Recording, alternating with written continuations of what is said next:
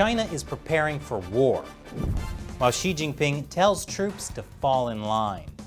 And Taiwan and the US should be prepared.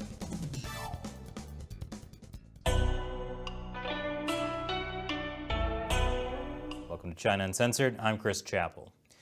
Chinese leader Xi Jinping is telling the People's Liberation Army to prepare for war.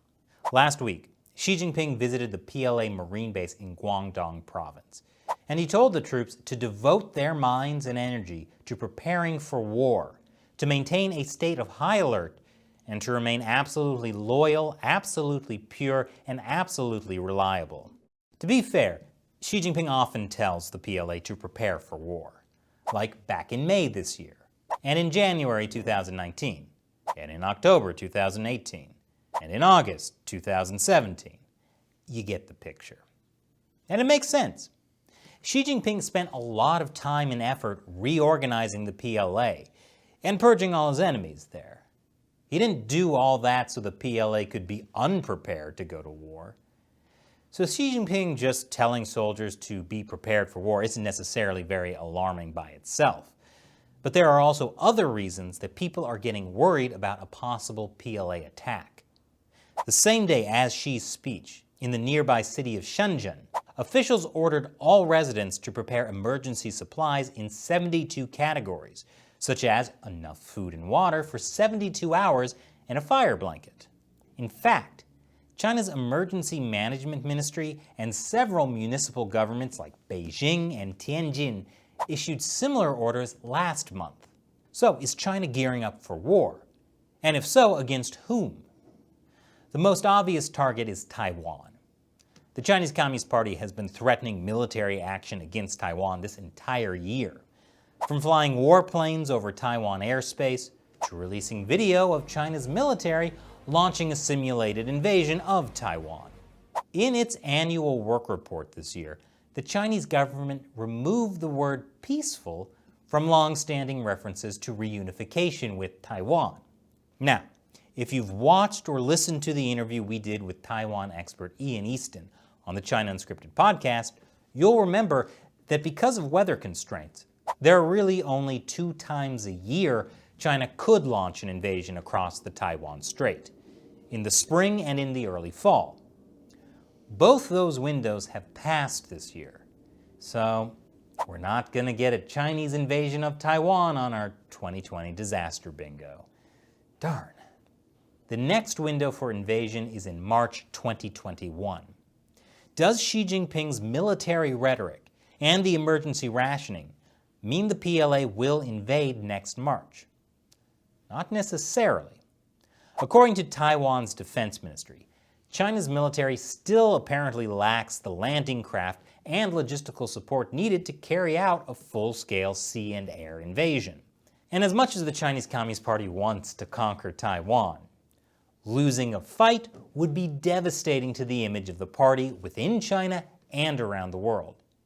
More likely, this is an attempt by the party to demoralize Taiwan into thinking a war would be so costly and so bloody, it might as well just surrender now.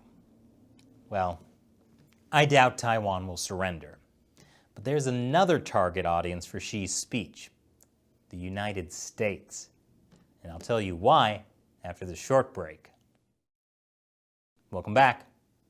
Chinese leader Xi Jinping is trying to convince the United States that it would be too much hassle to defend Taiwan in the event of a Chinese invasion.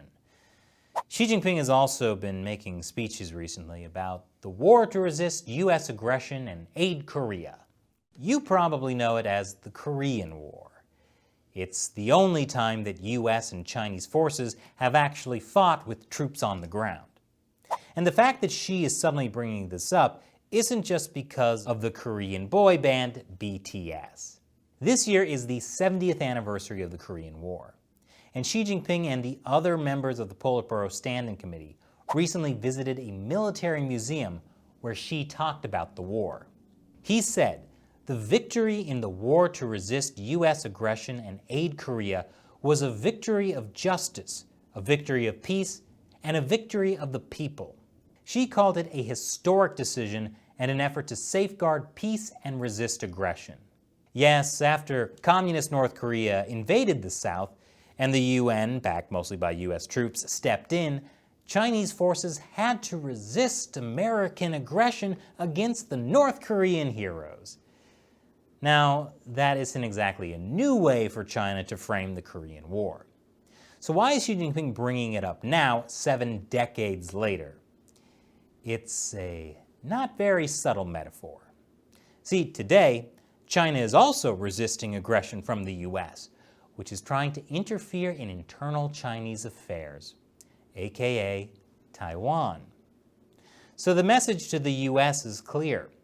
We've fought you before, we'll fight you again, and it won't be pretty. So, don't back Taiwan.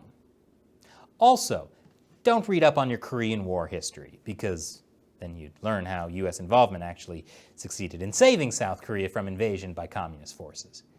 Anyway, China has been threatening retaliation over US weapon deals with Taiwan.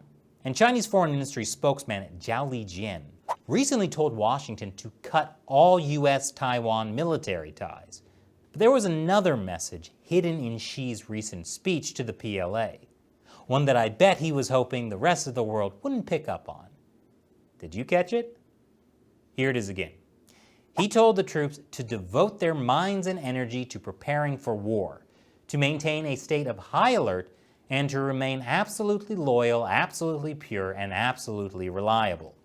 Sure, Xi Jinping wants you to focus on the readiness and willingness of the PLA to fight a war, so maybe you think twice about whether it's even worth fighting China.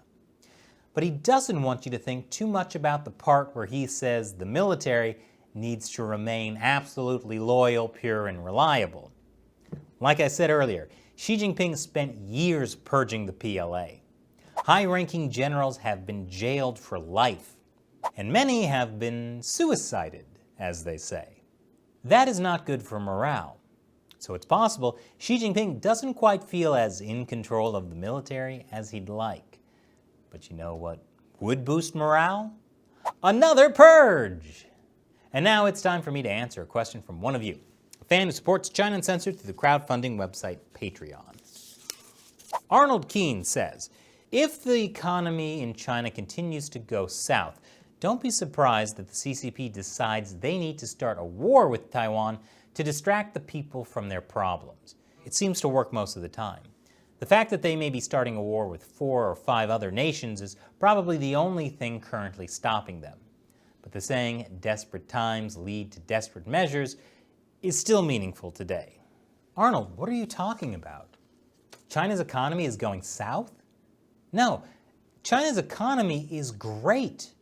Just ask the media. China's economy is surging.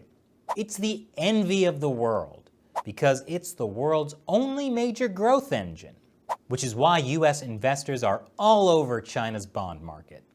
Unless, of course, you for some reason question the official numbers coming out of China, which the New York Times and Bloomberg obviously don't, so why should you?